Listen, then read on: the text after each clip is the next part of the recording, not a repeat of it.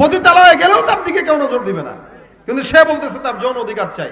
আবার বলে আমার পেট, সিদ্ধান্ত আমার, যার থেকে মন চায় তার থেকে বাচ্চা নিব, যার সাথে মন চায় মেলামেশা করব। মনে রাখবেন, যার সাথে মন চায় তার সাথে মেলামেশা, এটা কোনো মানুষের স্লোগান না, এটা গরু, ছাগল, কুকুর, বিড়ালের স্লোগান হতে পারে। নারী স্বাধীনতার নামে এলো কলঙ্কের জোয়ার, নারী স্বাধীনতার নামে এলো কলঙ্কের জোয়ার, একি নারীর অধিকার কখন জানি শেষ হবে এই অশ্লীলতা, একি নারীর অধিকার কখন জানি শেষ হবে এই অশ্লীলতার। ওয়ার্ড কমিশনার থেকে ইউনিয়ন পরিষদে, ক্রমান্বয়ে দেখো রে ভাই একেবারে সংসদে। ওয়ার্ড কমিশনার থেকে ইউনিয়ন পরিষদে, ক্রমান্বয়ে দেখো রে ভাই একেবারে সংসদে।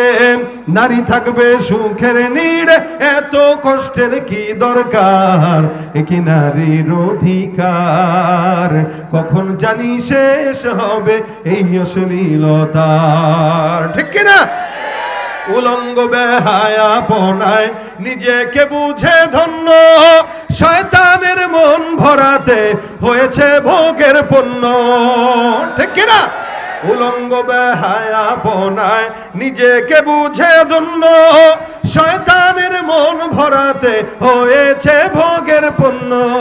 নাস্তিকতার বেড়া জাল দেখায় যে রঙের বাহার, নাস্তিকতার বেড়া জাল দেখায় যে রঙের বাহার, একি নারীর অধিকার কখন জানি শেষ হবে এই অশ্লীলতার। ঠিক কিনা?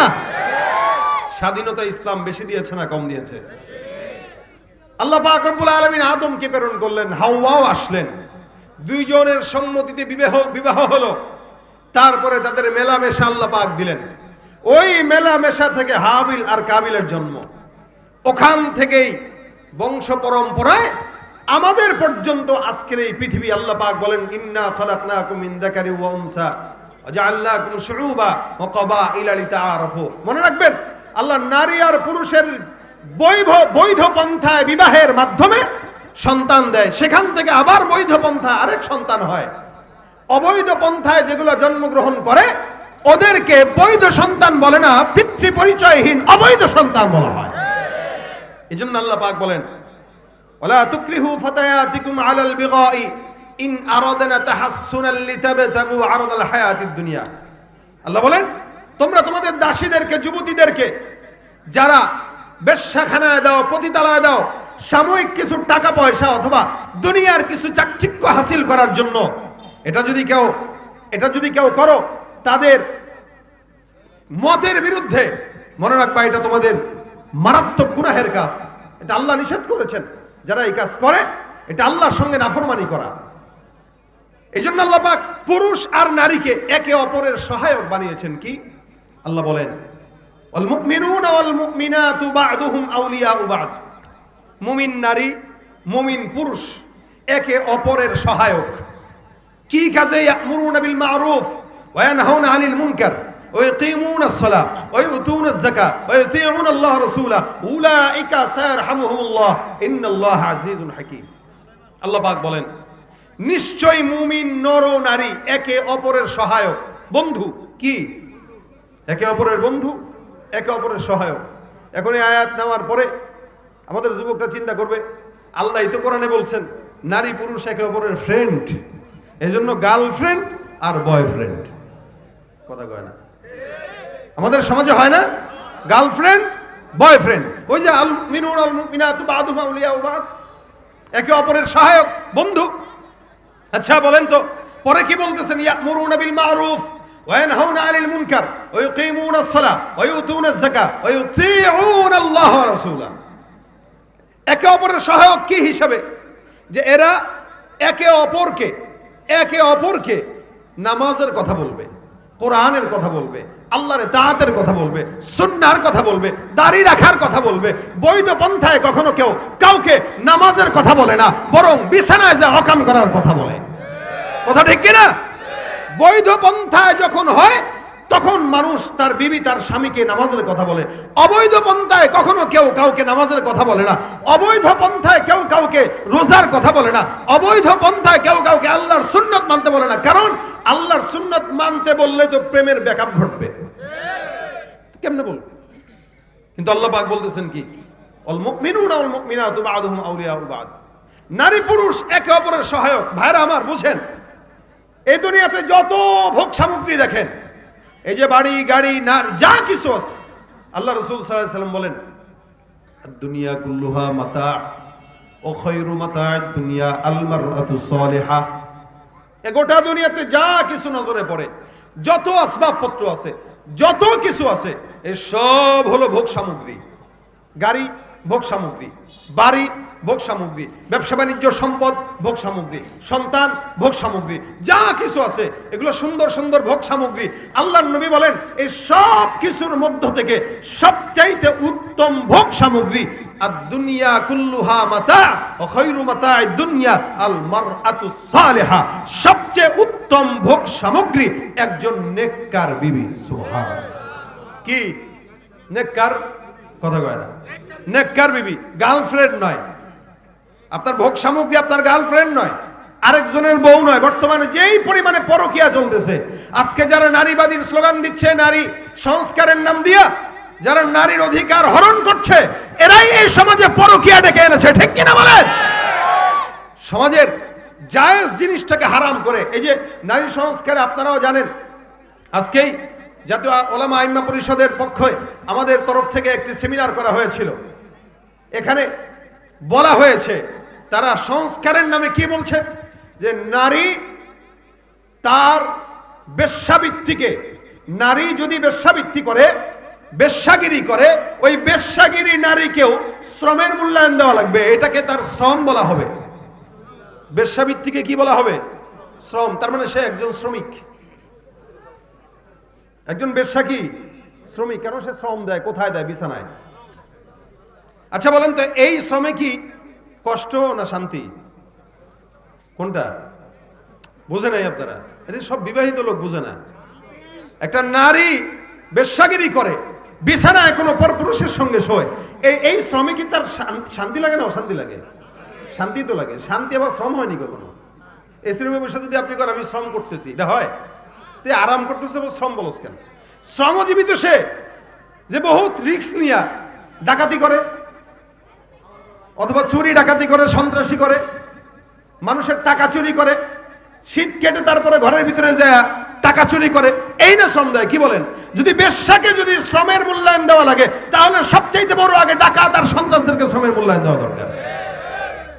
দেখেন কোন জায়গায় দেমাগে পচন ঘটলে কোন জায়গায় তারা হাত দেয়। শুধু তাই না, তারা এই কথাও বলতেছে, কোন পুরুষ স্বামী যদি স্ত্রীর সঙ্গে জোর করে মেলামেশা করে, তাহলে ওই বিবি চাইলে এই স্বামীর সাথে, স্বামীর ব্যাপারে ধর্ষণের মামলা দিতে পারবে। আস্তে কইলেন নাউজুবিল্লাহ। এগুলো তাদের আইন বাস্তবায়ন করতে চাচ্ছে ইনশাআল্লাহ। আপনাদের মতো বাংলার দামাল মুজাহিদেরা যদি একসঙ্গে লড়াইয়ের জন্য তৈরি থাকে, বাংলাদেশে এই নারীবাদীদের স্বপ্ন থেকে যাবে, বাস্তবায়ন হবে না। সুন্দর কথা, স্বামী তাকে ধর্ষণ, এটা কোনো কথা? দেবরের সঙ্গে আকাম করবো, এটা ধর্ষণ না। স্বামী কেন করলো এটা ধর্ষণ। অথচ হাদিস শরীফে রাসূল করিম সাল্লাল্লাহু আলাইহি ওয়াসাল্লাম বলেন, কোন নারীকে যদি স্বামী বিছানায় চায়, কোন স্বামী যদি নারীকে বিছানায় চায়, ওই নারী যদি স্বামীর ডাকে সাড়া না দেয়, ঘুমায় থাকে, সারা রাত ফেরেশতাদের লানত তার উপরে যাবে। কথা বোঝেন নাই?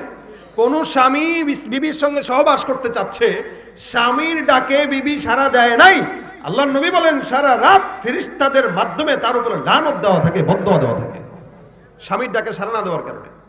আর এই শয়তানরা বলতেছে যদি স্বামী তার সাথে কিছু করে, তাহলে তার পছন্দ না হলে সে বলবে আমাকে ধর্ষণ করছে। কে? স্বামী। স্বামী কর্তৃক ধর্ষণ হয় কখনো? কতটা দেমাগ পচলে এই সমস্ত কথা তারা বলতে পারে। অথচ আল্লাহ পাক রব্বুল আলামিন বলেন এরা একে অপরের সহায়ক, একে অপরের বন্ধু। কোন পথে? দ্বীনের রাস্তায়। যেই বিবি তার স্বামীকে দ্বীনের রাস্তায় ডেকে দেয় ফজরের নামাজ পড়তে, এই হলো সহায়ক।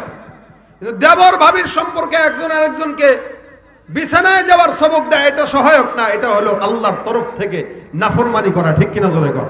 নাফরমানি আল্লাহর জন্য, আল্লাহর পক্ষে। এই জন্য ভাইরা আমার, শুধুমাত্র স্বাধীনতার স্লোগান দেয়, অথচ এই নারীদের হালত কি ছিল? এক সময় নারীদেরকে জ্যান্ত কবর দেওয়া হতো। আপনারাও জানেন, নারী জন্ম নেওয়াটাকে অভিশপ্ত মনে করা হতো। এমনকি আগের কালের জামানায় কেউ কারো থেকে টাকা যদি পাইতো ধার, ওই টাকা শোধ না করতে পারলে ঘরের বউরে দিয়ে দিত, যে আমার টাকা দিতে পারলাম না, বউ দিয়ে দিলাম। যা বউরে কেন? বউর সাথে তুই 2-4 রাত থাক, যতদিন মন চায় থাক, এরপরে তোর মন চাইলে তুই আমার কাছে দিস, টাকা আর চাইস না। নাউজুবিল্লাহ বলে না। আপনাদের কাছে পছন্দ হয়েছে কথাটা? এই কথাটা কি নোংরা না ভালো? বিবিকে দিয়ে দিচ্ছে টাকা শোধ করতে না পারার কারণে। এই ছিল আগের কালের হালত। রাসূল সাল্লাল্লাহু আলাইহি ওয়াসাল্লাম আসলেন, নারীদেরকে ইসলামের স্বাধীনতা সবচেয়ে বেশি দিলেন। আল্লাহর নবী নারীদেরকে সম্মান দিলেন। নারী যখন মা হয় তখন নবী বলেন, আল জান্নাতু তাহতা আকদামিল উম্মাহাত, ওই নারীর পায়ের নিচে আল্লাহ তুমি সন্তানের জান্নাত দান করে দিয়েছেন। নারী যখন বিবি হয়, নবী বলেন, আদ-দুনিয়া কুল্লুহা মাতা ওয়া খায়রু মাতা'আদ দুনিয়া আল মারআতুস সালিহা। যখন বিবি হয় তখন নবী বলেন, সবচাইতে উত্তম ভোগ সামগ্রী এই নারী। নারী যখন কন্যা হয়, নবী বলেন, 1টা 2টা 3টা নারী জন্ম নিল কন্যা, তো 3টা জান্নাত আল্লাহ তোমার জন্য রেডি করে দিল। সুবহানাল্লাহ। কোন দিকে কম দিছে বলেন? কোন দিকে কম দিছে? সব দিকে বেশি দিয়েছে। কোন পুরুষ 18 বছর হইল, ইসলাম বলে, বাবা মা যদি বলে যাও তুমি চাকরি করো, আমাদেরকে খাওয়াবা, কোনো কথা নেই। সন্তান চাকরি করবে, মাকে খাওয়াবে, বাবাকে খাওয়াবে, বিয়ে করলে বউকে খাওয়াবে, বোনের স্বামী মারা গেলে বোনকে খাওয়াবে। একটা ছেলের উপরে কত দায়িত্ব! কিন্তু নারী বিয়ের আগ পর্যন্ত পায়ের উপরে পা তুলে খালি শুবার নাচবা। খাওয়াবে কে? কে খাওয়ায়? বাবা। বাবার ঘরে খায়া খায় টিকটক করে। বেশি আরাম পাইছে তো, এর টিকটক হয়, টিকটক করে। আবার স্বামীর ঘরে যখন যায় তখনও তো নিজেই খায়, স্বামীই খাওয়ায়, তখনই একই হালত। তো স্বামী মারা গেল, তারপরে আছে কে? সন্তান। এখন দায়িত্ব কার কাছে? সন্তানের কাছে। তাহলে তার জন্ম থেকে মৃত্যু পর্যন্ত আল্লাহ তার উপরে কোনো দায়িত্ব দেয় নাই, বরং তার দায়িত্ব অন্যের কাঁধে দিয়ে দিছে। তুমি খালি ঘুমাবা, খাবা। ইসলাম বলে, কোন নারী সন্তানকে যদি দুধ পান করাইতে নাও চায়, স্বামী জোর করতে পারবে না। আপনারা জানেন, আরবের জামানায় এরকম ছিল, বহুদূর থেকে মহিলারা সন্তানকে দুধ পান করানোর জন্য ভাড়া নেওয়ার জন্য আসতো। যেমন আমাদের নবী করিম সাল্লাল্লাহু আলাইহি ওয়াসাল্লামকে হালিমাতুস সাদিয়া নিয়ে গেছে, এটা আরবের নিজাম ছিল। বহুদূর থেকে আসতো, এসে এসে বাচ্চাদেরকে দুধ পান করাইতে নিয়ে যেত। সন্তানদেরকে মারা দুধ খাওয়াইতো না, বরং দুধ মা রাখতো। এটা ইসলামের একটা বিধান আছে, যদি বিবি না চায়। কিন্তু আলহামদুলিল্লাহ, এই পুরুষের পেট থেকে জন্মগ্রহণ করা হয়েছে নাকি নারীর পেট থেকে? নারী। ইয়া আইয়ুহান নাস ইন্না খালাকনাকুম মিন যাকারি ওয়া উনসা। আল্লাহ পাক রব্বুল আলামিন বলেন, আমি ইনসানকে সৃষ্টি করেছি, তোমাদেরকে সৃষ্টি করেছি একজন পুরুষ একজন নারী থেকে। এরপরে তোমাদেরকে গোত্রে গোত্রে ভাগ করেছি, দলে দলে বিভক্ত করেছি। আপনাদের এখানে বিভিন্ন গোত্রের লোক আছে, কেউ খান বংশের, কেউ গাজী বংশের, কেউ ভুইয়া বংশের, কেউ পাটোয়ারি বংশের। বাংলাদেশে অনেক বংশ আছে। আপনাদের এলাকায় কি বংশ আছে? লস্কর বংশ আছে। আর কি আছে এলাকায়? ভুইয়া, চৌধুরী। তো এই যে বংশ, এটা আল্লাহ পাক দিয়েছেন। আল্লাহ পাক বলেন, আমি শাখায় শাখায় বিভক্ত করব, বংশে বংশে বিভক্ত করব, গোত্রে গোত্রে বিভক্ত করব। শুরুটা কোত্থেকে হয়? 2 জায়গা থেকে। বলেন, 2 জায়গা থেকে। পুরুষ আর নারী, এই 2 জায়গা থেকে সৃষ্টি শুরু। তবে দুনিয়াতে সর্বপ্রথম আল্লাহ পাক ইনসান হিসেবে আদমকে পাঠিয়েছেন।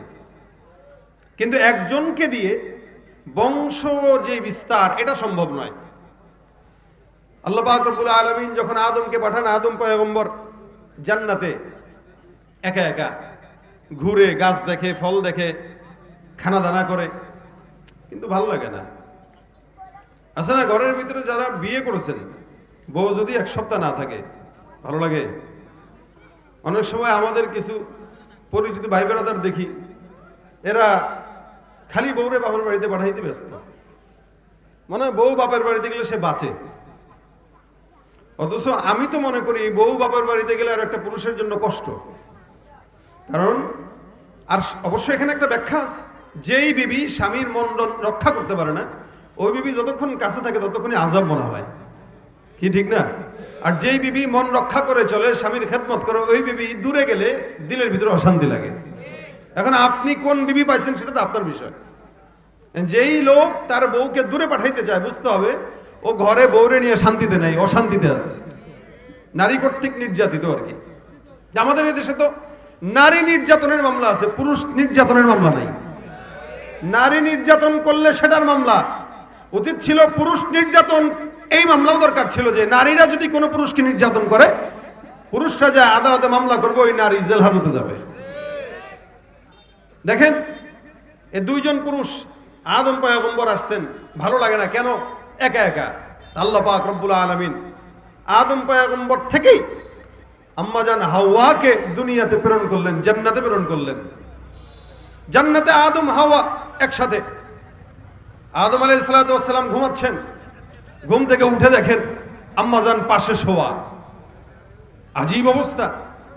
ঘুম থেকে উঠে নজর দিলেন, কি ব্যাপার, এত সুন্দর চেহারা, বড় বড় চুল, এ আবার কি? মানুষই কিন্তু একটু আলাদা, আমার যেই গঠন তার গঠন এক না। আদম পয়গম্বর ধরতে গেলেন যে একটু দেখি, টাচ করি। আল্লাহ পাক নিষেধ করে দিলেন, খবরদার, হাত দেওয়া যাবে না। কি করব? কয় মহারণা দিয়ে বিয়ে শাদী করা লাগবে তো। তা আদম পয়গম্বর বৈধভাবে মহারণা দিয়া আমাদের আম্মা জান হাওয়াকে বিয়ে করেছেন এবং স্পর্শ করেছেন। আমাদের দেশের যুবকেরা হালাল নাই হারাম নাই বাস বিচার করে না, যেখানে পায় সেখানে নজর দেওয়ার হাত দেয়। আর বর্তমান সময়ে নারীবাদী হয়ে যারা বিভিন্ন চত্বরগুলোতে দাঁড়িয়ে দাঁড়িয়ে ঢাকার রাজপথগুলো গরম করছে যে আমার যৌন অধিকার আমাকে দেওয়া দরকার, যারা দাঁড়িয়েছে এদের সবগুলোর বয়স 50 থেকে উপরে, 60-এর উপরে। এদের দিকে কেউ নজরও দিবে না। এরা যায় বলতেছে আমার যৌন অধিকার চাই। তোর যৌন অধিকার লাগলে তুই ওই দৌলত দিয়ার পতিতালয়ে যায় যা, ওইখানে তোমার দাম নাই, ওখানে দাম আছে, ঠিক কিনা জোরে কর? যেখানে দাম আছে ওখানে যা। ও দৌলত দেয়া গেলেও তো তার দিকে কেউ নজর দিবে না, পতিতালয়ে গেলেও তার দিকে কেউ নজর দিবে না, কিন্তু সে বলতেছে তার যৌন অধিকার চাই। আবার বলে আমার পেট, সিদ্ধান্ত আমার, যার থেকে মন চায় তার থেকে বাচ্চা নিব, যার সাথে মন চায় মেলামেশা করব। মনে রাখবেন, যার সাথে মন চায় তার সাথে মেলামেশা, এটা কোনো মানুষের স্লোগান না, এটা গরু ছাগল কুকুর বিড়ালের স্লোগান হতে পারে। নারী স্বাধীনতার নামে এলো কলঙ্কের জোয়ার, নারী স্বাধীনতার নামে এলো কলঙ্কের জোয়ার, একই নারীর অধিকার কখন জানি শেষ হবে এই অশ্লীলতা, একই নারীর অধিকার কখন জানি শেষ হবে এই অশ্লীলতার। ওয়ার্ড কমিশনার থেকে ইউনিয়ন পরিষদে, ক্রমান্বয়ে দেখো রে ভাই একেবারে সংসদে। ওয়ার্ড কমিশনার থেকে ইউনিয়ন পরিষদে, ক্রমান্বয়ে দেখো রে ভাই একেবারে সংসদে। নারী থাকবে সুখের নীড়ে, এত কষ্টের কি দরকার, একই নারীর অধিকার কখন জানি শেষ হবে এই অশ্লীলতার, ঠিক কিনা? উলঙ্গ বেহায়াপনায় নিজেকে বুঝে ধন্য, শয়তানের মন ভরাতে হয়েছে ভোগের পণ্য, ঠিক কিনা? উলঙ্গ বেহায়াপনায় নিজেকে বুঝে ধন্য, শয়তানের মন ভরাতে হয়েছে ভোগের পণ্য।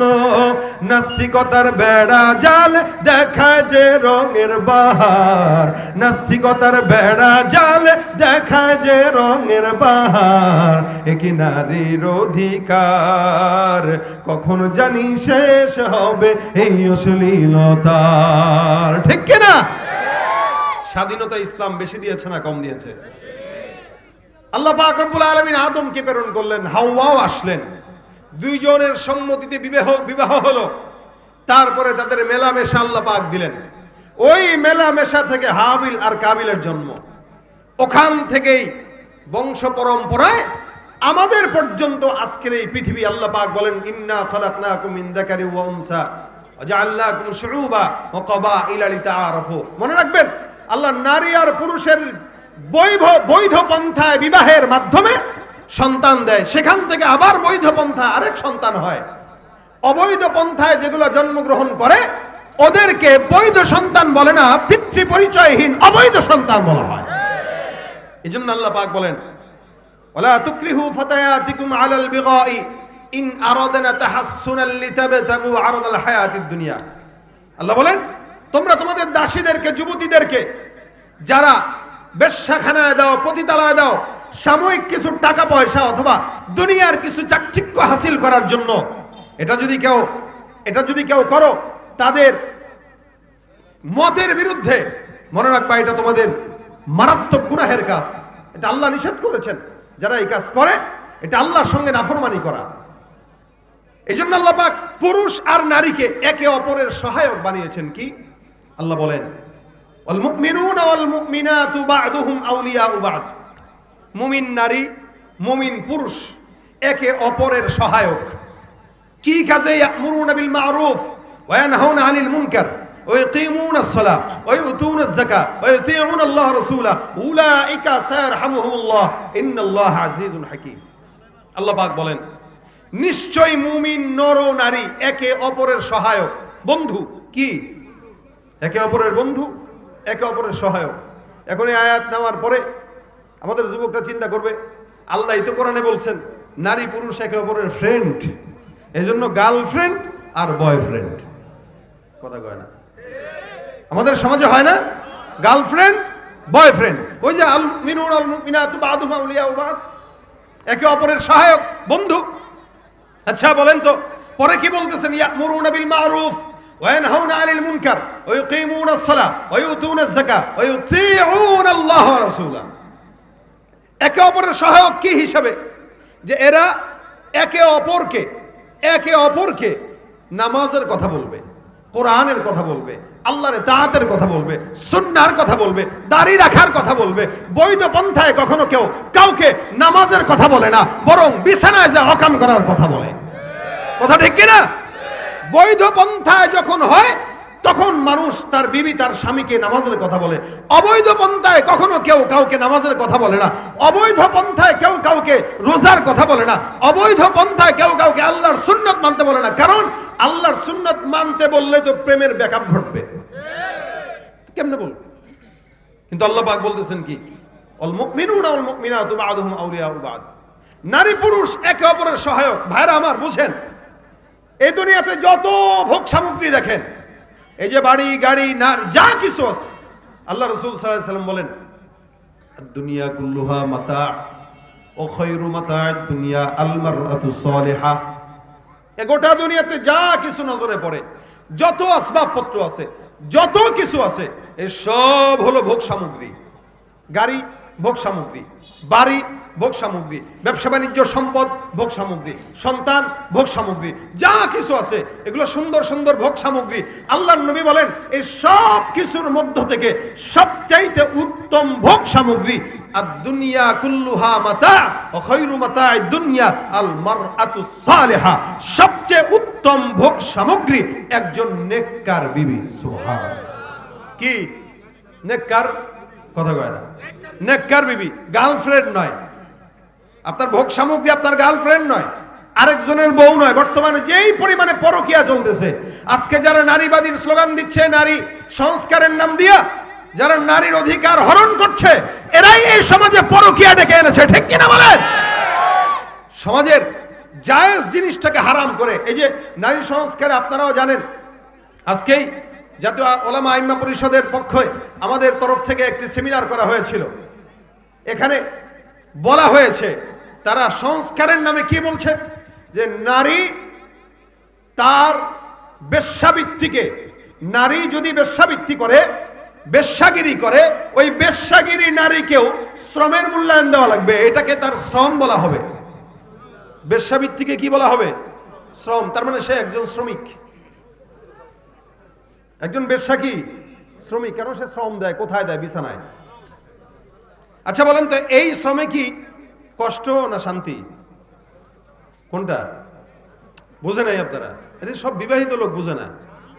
একটা নারী বেশ্যাগিরি করে, বিছানায় কোনো পরপুরুষের সঙ্গে শোয়, এই শ্রমে কি তার শান্তি লাগে না অশান্তি লাগে? শান্তি তো লাগে। শান্তি আবার শ্রম হয়নি কখনো। এসি রুমে বসে যদি আপনি করেন আমি শ্রম করতেছি, এটা হয়?